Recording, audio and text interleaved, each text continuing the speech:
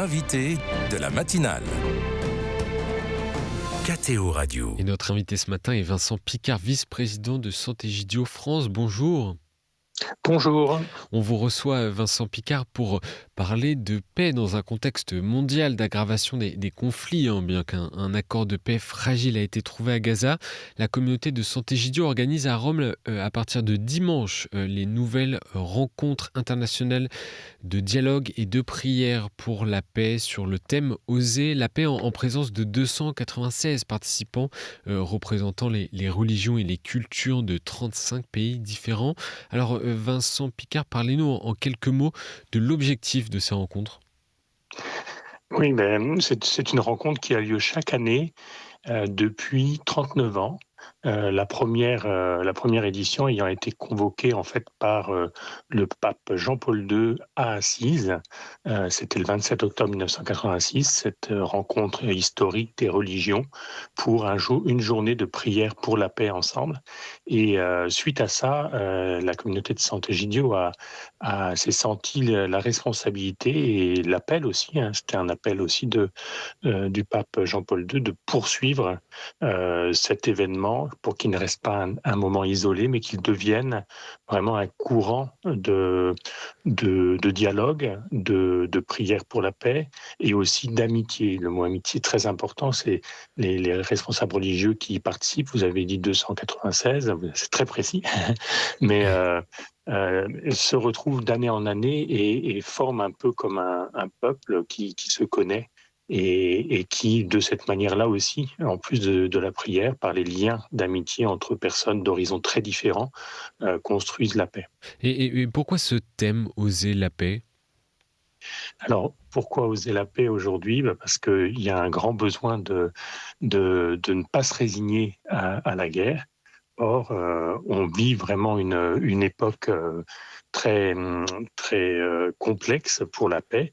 Avec, on peut parler, Andrea Riccardi, le fondateur de Sant'Egidio, a parlé d'une saison de la force, où vraiment il y a l'idée que la paix est la compagne de l'histoire de l'humanité. La guerre est la compagne, de l'histoire de l'humanité, que c'est inéluctable, qu'on ne peut pas faire autrement que de résoudre des conflits par la force, par l'armement. On parle beaucoup de réarmement par la guerre. Or, on veut vraiment résister à cela, dire que la paix est possible, la paix est toujours possible, qu'il y a toujours un autre chemin, et donc oser la paix. Et à quelles conditions la paix, justement, Vincent Picard, est-elle souhaitable ? Elle est souhaitable parce que la guerre est la mère de toutes les pauvretés, parce que au creux des guerres se nichent les pires horreurs et les pires défaites de l'humanité. C'était les paroles de Pape François. La guerre est toujours une défaite de l'humanité.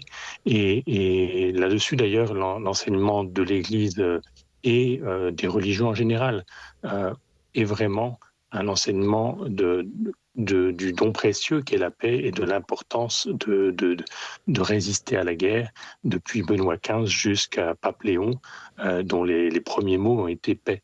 Et donc la paix est vraiment souhaitable et c'est un bien. Et ces journées sont aussi un moment de mémoire. Par exemple, cette année, nous ferons mémoire, des 80 ans de la bombe atomique, la première bombe atomique sur Hiroshima.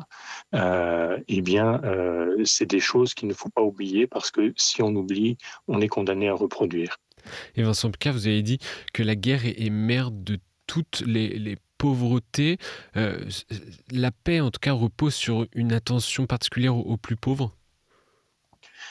C'est un des chemins importants dont on peut témoigner, nous, communauté de Sant'Egidio, parce que c'est vraiment ce qui fait notre vie depuis le début de la vie de la communauté en 1968 et depuis sa croissance dans 70 pays aujourd'hui, y compris des pays en guerre, mais aussi au cœur de nos sociétés européennes, à Paris où nous vivons la vie de Sant'Egidio au quotidien, localement. C'est le service des pauvres, c'est le premier lieu où, d'une part, on voit les effets de la guerre, parce que, par exemple, à Paris, nous voyons les réfugiés, nous voyons les migrants qui fuient les guerres et qui nous racontent ce qu'ils ont vécu. Et puis, c'est aussi le lieu où on répare, où on tisse des liens pour faire société et pour combattre le victimisme, pour combattre pour consoler ceux qui souffrent et pour vraiment tisser des liens de vivre ensemble. Et donc, le lien entre l'action locale et l'action globale est vraiment au cœur de notre vie. Avec le souhait de cette paix, mais je repose cette question à Vincent Picard. La paix est-elle souhaitable, mais à tout prix, y compris en négociant ou en acceptant des compromis avec les pires tyrans? C'est une question qui peut se poser, notamment actuellement.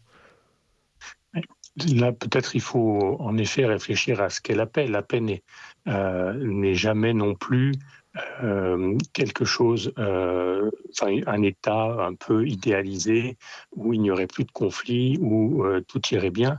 La paix, concrètement, c'est vivre ensemble.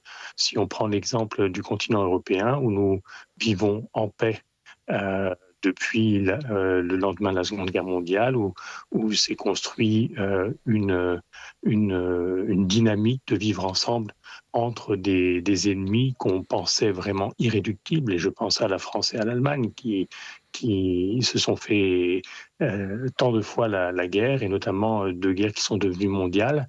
On a réussi à construire la paix, mais cette paix, elle est un combat permanent, elle est un combat pour le vivre ensemble, pour trouver des compromis, oui, pour se parler, pour dialoguer. On voit bien que nos enceintes, y compris démocratiques, ne sont pas toujours des lieux très, très calmes et très paisibles, mais ce sont des lieux où les conflits se règlent dans le champ politique et pas par les armes. Or, aujourd'hui, on voit cette saison de la force, on voit que la guerre est revenue, y compris sur le continent européen, avec la situation en Ukraine. Et ça, eh bien, il faut en effet ne pas y céder, le combattre à tout prix, le combattre avec la solidarité, d'abord avec ceux qui souffrent des conflits. C'est ce que nous faisons, par exemple, en aidant les populations civiles en Ukraine, dont on parle peu, mais qui souffrent atrocement de ces années de combat. Et puis, en préparant ainsi le futur, notamment en étant proche des jeunes, en leur parlant, en étant des témoins de ce qu'est la guerre auprès d'eux, parce que eux n'ont pas connu la guerre, les témoins vivants disparaissent, et là, il y a un gros travail pour construire la paix dans les cœurs. Et dans ce contexte, Vincent Picard, quel rôle ont à jouer les responsables religieux? Comment, en tout cas, le dialogue interreligieux peut-il contribuer à la paix? Là, c'est la grande intuition, en effet, de ces rencontres dans l'esprit d'Assise. Euh, euh, donc, je l'ai dit, en 1986, c'était un moment où on pensait que peut-être les religions allaient être remisées aux marges de l'histoire. Mais il y a eu l'intuition de ce pape et puis ensuite de beaucoup d'hommes et de femmes pour euh, pour que les religions se saisissent de cette question et disent combien la paix est au cœur de leur foi, combien tout simplement la paix est le nom de Dieu. Pour nous chrétiens, c'est particulièrement évident en, par les paroles de l'Évangile, par les paroles de Jésus ressuscité. Je vous donne la paix, je suis la paix, il donne la paix. Et donc ça, c'est un héritage que les religions peuvent porter au monde. On pourrait se dire, oui, c'est normal que les religions se parlent comme elles le font dans cet esprit d'Assise. Aujourd'hui, c'est une image qui est devenue familière, mais en 1986, ça ne l'était pas. Et on pourrait se demander, inversement, que serait le monde sans l'esprit d'Assise? Que serait le monde qui est déjà fortement déchiré, où souvent les religions sont instrumentalisées même pour faire la guerre? que serait le monde si les leaders religieux ne se parlaient pas et n'avaient pas développé cette amitié-là. Donc c'est un véritable témoignage et un véritable exemple. On a eu une mondialisation qui s'est répandue à travers tout le siècle passé et au début de ce siècle, et puis aujourd'hui, elle est remise en cause, il ne serait plus possible de vivre ensemble. Les religions montrent qu'il y a une mondialisation qui est possible et qui peut être aussi spirituelle. Et la prière, vous parlez de spirituel, la prière est au cœur de la vie de la communauté de Sant'Egidio. Pourquoi prier pour la paix ? Prier pour la paix, c'est d'abord faire nôtre le cri des peuples qui demandent cette paix.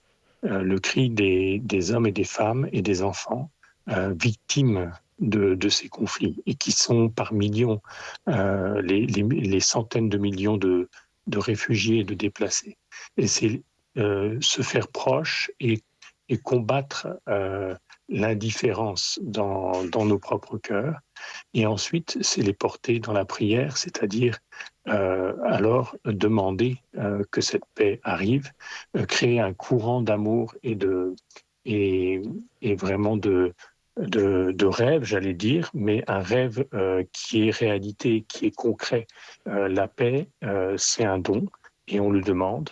Et on fait cette prière pour la paix au niveau international.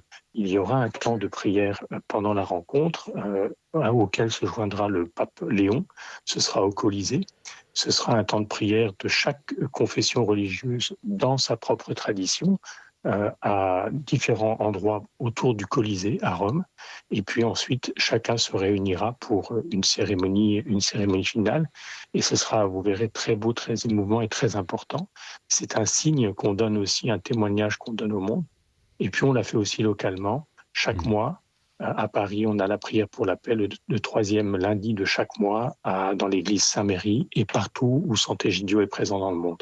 Une messe d'ailleurs que Catéo retransmet depuis l'église Saint-Méry à Paris. Une dernière question, Vincent Picard. Quelle intention de prière justement confiée aux auditeurs de Catéo Radio alors que les rencontres pour la paix se profilent dimanche ?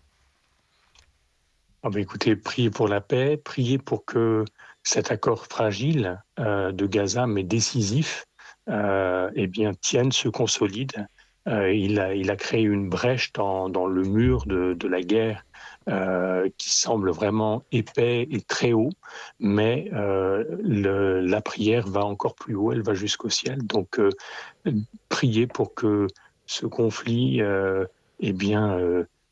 s'arrête et que la paix se consolide et que non seulement cessent les armes, et c'est déjà beaucoup parce qu'on arrête de mourir, mais qu'aussi cesse la haine entre ces deux peuples et entre tous les peuples du monde. Vincent Picard, vice-président de Sant'Egidio France, merci d'avoir été avec nous et bon voyage à Rome à venir. Merci beaucoup. Merci à vous.